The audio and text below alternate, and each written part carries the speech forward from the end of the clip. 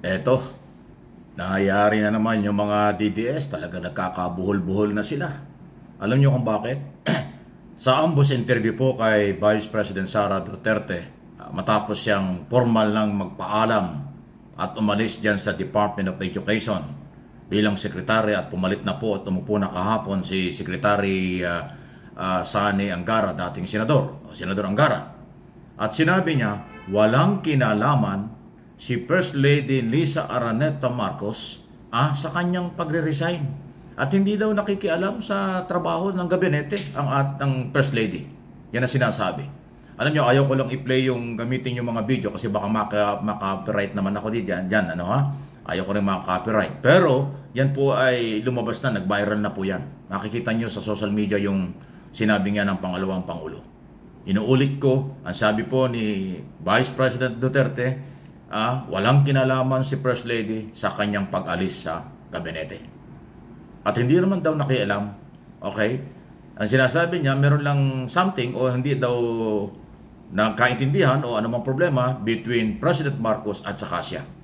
Pero ang tiniyak ni Inday Sara, Vice President, natuloy pa rin daw yung communication niya kay Pangulong Marcos. So, paano ngayon yan? Mula po na mag-resign si Sara Duterte sa Department of Education, laging sinasabi ng mga vlogger at ng DDS followers nila na mangunguna na. Oposisyon na daw si Sara. Siya daw ang maglilid na ng tunay na oposisyon. Hindi naman nangyari, isang buwan na. Eksaktong isang buwan na matapos mag-resign ng June 19 si Sara. At opisyali nang umalis sa gabinete. Hindi naman siya nag-lead ng rally laban kay Pangulong Marcos. At katunayan, sinasabi ngayon ni Sara na meron silang communication pa rin kay Pangulong Marcos. O, di ba? Ano yon?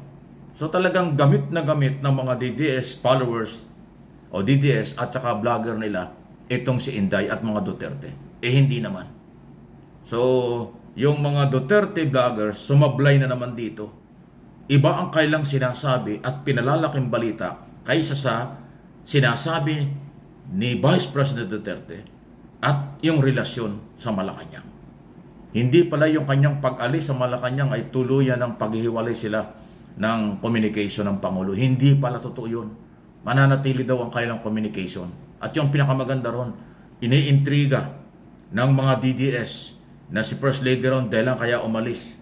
Hindi naman pala ganun. Although, nandun pa rin yung complicated relationship dahil nga sa pagmumura ng mga Duterte kay Pangulong Marcos at saka yung bad shot kasi nga hindi nagustuhan ni First Lady yung nangyayari. Pero sa relasyon or pagkakaalis niya or pagre-resign niya, wala daw kinalaman at hindi daw nakialam sa gabinete. Ayun ang malinaw sa kanya. So, ayan na naman. Kaya sinabi kong talagang nagkakalaglaga na. Ibang-iba na ngayon ang galaw nitong grupo po ng mga DDS. Talagang sila yung nagpapalaki ng issue para lang sa kailang interest. Pero yung mga Duterte, lalo na si Sara, hindi naman pala ganon. Pwedeng yung matandang Duterte, si former president, at saka si Pulong at si Baste, ginagamit nila. Pero ibang-iba talaga yung Sara. Siya pala ay ganun ang pananaw. Ganun pa man, congratulations. Dahil naging maayos na rin ang pag-turnover at napunta na nga po officially sa kamay kahapon pa ni Secretary Sani Angara. Okay? Ang senador na pinili ni Pangulo para magkaroon ng bagong sekretary. Good luck. Maraming trabaho sa Department of Education. Sabi ni Senate Secretary Angara, magpapatuloy pa rin ang kailang coordinate at katunayan kanyang hinihiling kay Sara Duterte na isumiti sa kanya, iwan sa kanya mga dokumento kung anong sinimulang programa at para kanyang ituloy. O, di ba? Maganda kahit pa paano. Ayun. So, madalit sabi, huwag kayong nagpapapaniwala sa mga pinagsasasabi ng DDS at ng kanilang mga vloggers na dito sa sinasabing galing sa mga Duterte na hindi naman pala totoo. Inuunahan nila si Sara Duterte para maging oposisyon, leader ng oposisyon, wala naman palang plano at hindi naman niya gagawin. Di ba? Okay? Kahit na ano man daw posisyon sa gobyerno, hindi tatanggap si Sara, pero hindi naman tuluyang pakipag-away o hiwalay kay President Bongbong Marcos. Mukhang may pinag-usapan sila. Ayun, kanila na yung pribadong buhay na yan. Kung ano man po ang pag-coordination. Ayun. So, hindi magpapagamit sa aking pong analysis at opinion, sa ngayon, ang tingin ko, hindi magpapagamit si Inday Sara sa mga DDS vlogger, DDS, para siraan ng siraan ang Marcos or kung ano man po. Pero siyempre, sabi ng iba, huwag tayo magtiwala dyan. Tingnan natin. Sa ngayon, yan po, nakikita ko. Sa ngayon, yan dandating. Ayaw ko nga lang ipakita yung interview dahil copyright yan. Pero naambos interview kahapon. Maraming mga tanong ang media. At least, walang no comment. Sinagot niya yung mga issue.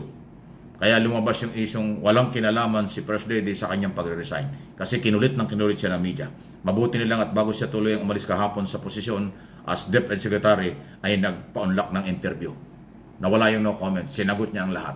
Okay? Nandito rin siya sa Maynila sa Monday, pero hindi siya pupunta ng SONA. Hindi siya pupunta ng Batasan. Pero nandito rin siya sa Maynila. So, mamomonitor niya. Wala siya sa bundok, wala siya sa siyudad kasi nagpupunta siya ng bundok minsan, di ba? Nandito rin siya sa Maynila sa Monday at posibleng makinig ng SONA, maaaring sa bahay o sa opisina, pero hindi sa Batasan. Okay lang yon. Hindi naman mandatory yan eh. Although Vice President, dapat nandun siya. Pero kung ayaw niya, wala tayong magagawa. Okay? So, ayan po yung sitwasyon. At gamit na gamit, ginagamit si Inday ng mga DDS para sa kailang interes, hindi naman pala ganon. At hindi naman totoo. Sa ngayon, pwedeng magbago yan sa susunod. Ay wala pa yun. Ngayon ang pinag-uusapan natin. Okay? Any comment, reaction sa mga bagay na pinag-uusapan natin. Sandali, habol natin ito. Grabe. Until now, pinaninindigan ng mga Kibuloy camp na hindi daw pugante. Wow. Kailangan naniniwala sa sarili nyo. Hanggang ngayon, kinukontra nila ang pahayag ni Pangulong Marcos at ni Secretary Abalos na pugante na si Kibuloy. Matapos halos 3 buwan nang hindi siya nagpapakita, hindi nahuhuli, hindi sumusurrender, ay merong standing warrant of arrest galing sa korte. At sinabi ng Pangulo na yung pagtatagong niyang ganyan at hindi po pakita, yan ay tinuturing niyang pugante na. Pero hindi pa rin matanggap. Matatawa ka nga eh. Hindi raw nagtatago si Kibuloy. Eh di kung hindi nagtatago yan, dapat sumurrender na. Kung hindi nagtatago yan, dapat nakita na. Pero sinasabi ng kampo ng mga ng grupo nila, hindi raw nagtatago, hindi raw pugante. Wow! O, di lokohin nyo ang sarili nyo. Mas naniniwala ang marami at majority ng Pilipino dito at sa abroad.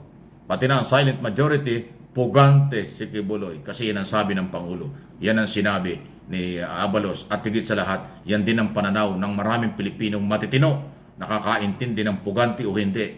Nakakaintindi ng nagtatago o hindi. Nakakaintindi ng dapat sumuko o hindi. Dahil under the court order, under warrant of arrest, dapat yan ay nirerespeto, hindi tinataguan. Okay?